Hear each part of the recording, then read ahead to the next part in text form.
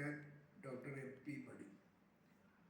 ഇപ്പോൾ നമ്മുടെ കേരളത്തിലെ എല്ലാ നഗരങ്ങളിലൂടെ നടക്കുമ്പോൾ കാണുന്നൊരു ബോർഡുകളുണ്ട് പല സ്ഥലത്തും, ഒരുപാട് സ്ഥലത്താണ് കൗൺസിലിംഗ് സെൻ്ററുകൾ. ഈ കൗൺസിലിംഗ് സെൻറ്റർ എന്നുള്ള ബോർഡിൻ്റെ ഒരു വശത്തോ അല്ലെങ്കിൽ അടിയിലോ കുറേ കാര്യങ്ങൾ എഴുതിയിട്ടുണ്ടാവും. കുടുംബ പ്രശ്നങ്ങൾ, ദാമ്പത്യ പ്രശ്നങ്ങൾ, അങ്ങനെ ഒരുപാട് കാര്യം. പക്ഷേ അതിൽ ഏറ്റവും ഈ ശ്രദ്ധേയമായ ഒരു കാര്യം, എനിക്ക് ശ്രദ്ധിക്കാൻ കഴിഞ്ഞൊരു കാര്യം, കുട്ടികളിലെ പഠന വൈകല്യങ്ങൾ എന്നൊരു കാര്യം പറയുന്നുണ്ട്. കുട്ടികളുടെ ശ്രദ്ധക്കുറവ്.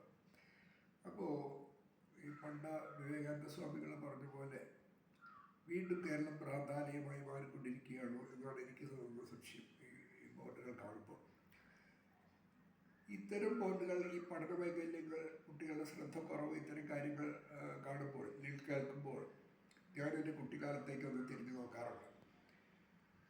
ഞങ്ങൾ ഹൈസ്കൂളിൽ പഠിച്ചിരുന്ന കാലത്ത് വീട്ടിൽ നിന്ന് സ്കൂളിലെത്താൻ 1.5 മണിക്കൂർ നടക്കണമായിരുന്നു.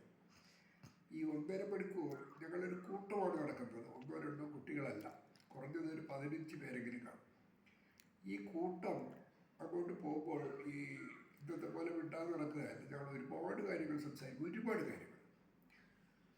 അതിനേക്കാൾ ഉപരി ശ്രദ്ധേയമായൊരു കാര്യം, ഞങ്ങൾ ഈ പോകുന്ന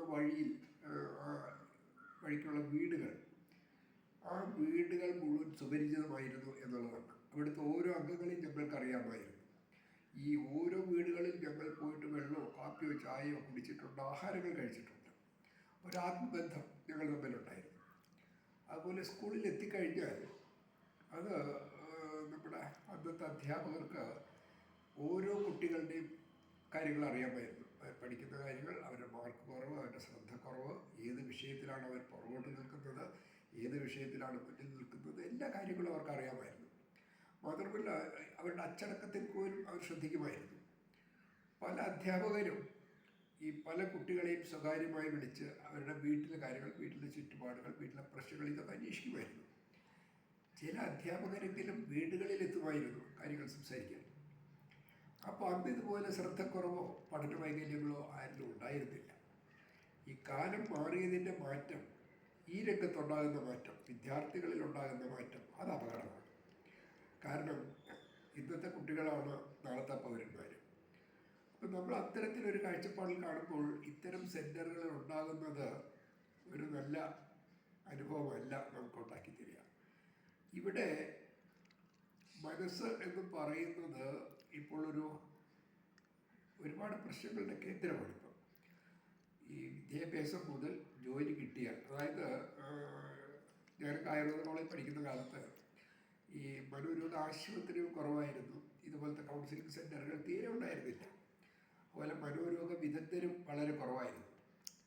അപ്പോൾ എനിക്ക് ഞാനിപ്പോൾ ഓർമ്മയുണ്ട്, ഒരു കാലത്ത് ശാസ്ത്ര സാഹിത്യ പരിഷത്തോട് കൂടിയിട്ടുണ്ട് ആഭിമുഖ്യത്തിൽ മനോരോഗങ്ങളെക്കുറിച്ചൊരു ചർച്ച വയ്ക്കേണ്ടായി. അന്ന് ഒരു സർക്കാർ മാനസിക രോഗാശുപത്രിയിലെ ഒരു വിദഗ്ധനാണ് മുഖ്യ പ്രഭാഷണത്തിന് വന്നത്.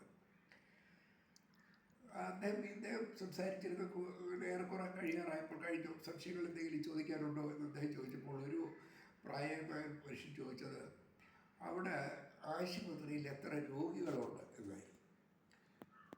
അതിന് ഈ ഡോക്ടർ കൊടുത്ത മറുപടി വളരെ ശ്രദ്ധേയമായിരുന്നു. ആ രോഗികളുടെ എണ്ണം അദ്ദേഹം പറഞ്ഞു.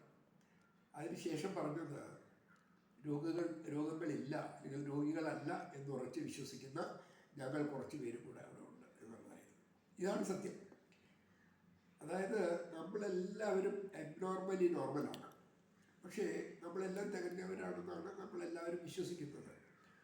ഈ വിശ്വാസമാണ് കൂടുതൽ പ്രശ്നങ്ങൾ ഉണ്ടാക്കുന്നത്. നമുക്ക് ഒരാൾ പറയുന്ന കാര്യങ്ങൾ മുഴുവൻ കേൾക്കാനുള്ള ക്ഷമ പോലും ഇല്ലാതായിരിക്കുന്നു. മാത്രമല്ല ഒരുപാട് പേരിപ്പോൾ ഈ ഒരാൾ പറയാൻ തുടങ്ങുന്നേ ഉണ്ടാവും, അപ്പോഴൊക്കെ പറയും, അപ്പം തന്നെ പറയും ഇതുകൾ പറയുന്നത് ശരിയല്ല.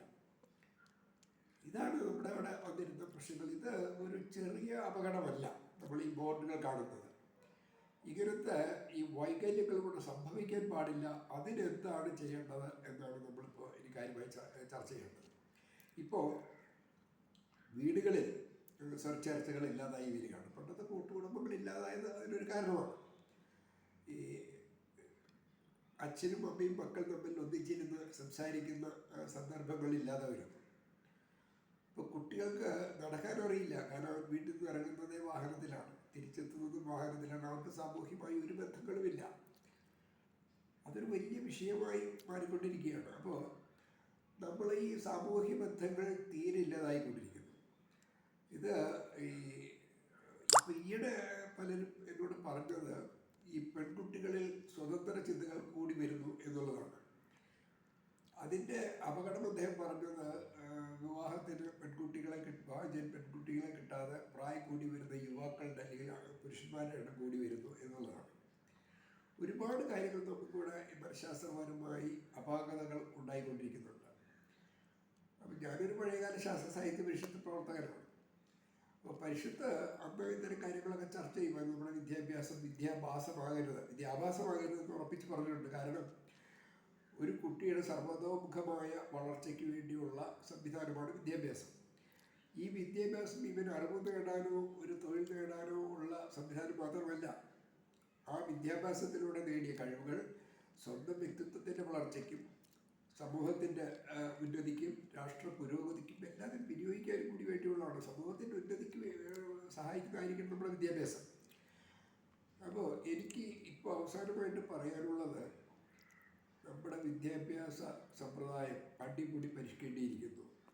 ഹൗ ടു ലേൺ, എങ്ങനെയാണ് പഠിക്കേണ്ടത് എന്ന് നമ്മുടെ കുട്ടികളെ ആദ്യം പഠിപ്പിക്കണം. 1ാം ക്ലാസ് മുതൽ ആദ്യം പഠിപ്പിക്കേണ്ടത് ഇതാണ്, എങ്ങനെ പഠിക്കണം. 2, ഹൗ ടു ബിഹേവ്, മറ്റ് മനുഷ്യരോട് വിനയപൂർവ്വം ബഹുമാനപൂർവ്വം എങ്ങനെ പെരുമാറണം എന്ന് നമ്മൾ അടിയന്തിരമായി പഠിപ്പിക്കേണ്ടിയിരിക്കുന്നു. ഏറ്റവും ഒടുവിൽ പഠിക്കേണ്ടത് ഹൗ ടു ലീവ്, എങ്ങനെയാണ് നമ്മൾ മാന്യമായി സമൂഹത്തിൽ ജീവിക്കേണ്ടത്. ഇത് നമ്മുടെ പ്രൈമറി ക്ലാസ് മുതൽ സിലബസിൽ ഉണ്ടായിരിക്കണം, അല്ലെങ്കിൽ ഉണ്ടാകാനുള്ള നടപടികൾ എത്രയും വേഗം സ്വീകരിക്കണം എന്നാണ് എനിക്ക് പറയാനുള്ളത്.